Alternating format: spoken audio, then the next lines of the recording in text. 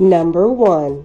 Crocheting on a go, learn how to make this DIY wrist yarn holder.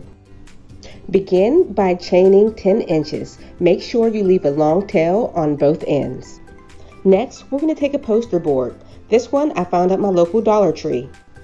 Now we're going to trace out an 1.5 inch circle and cut it out.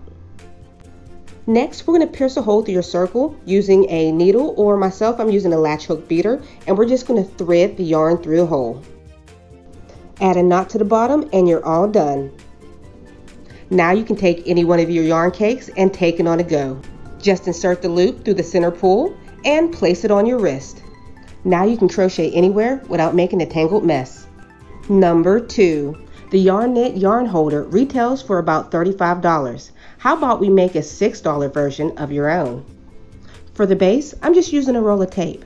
And for the ball, I'm using a 5-inch hamster ball that I found on Amazon for only $6. This is optional, but you can use a hot glue gun to secure it to your base. Just a quick warning, it is a tight squeeze getting the cake into the ball. Next, we're going to put a hole into the lid of your work. I just took my little drill bit and made a hole. If you don't have a drill bit, a hot screwdriver will melt the plastic and work perfectly.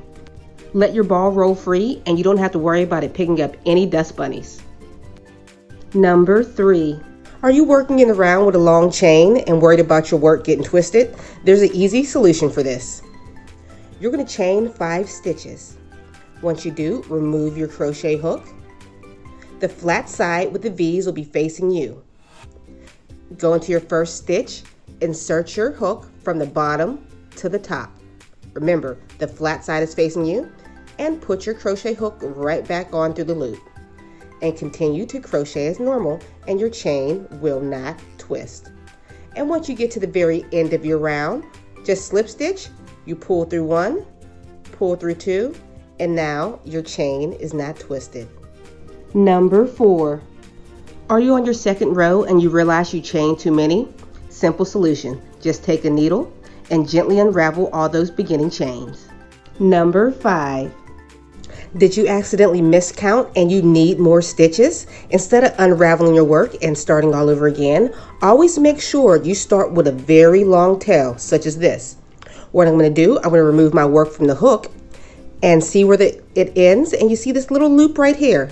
I'm going to insert my hook into this loop and begin my chain stitches to add more chains so I can complete my row. And watch. Now I have enough chains to finish out my double crochet row. Got a crochet hack? Then comment down below and have a chance to have it shared on my next hack video.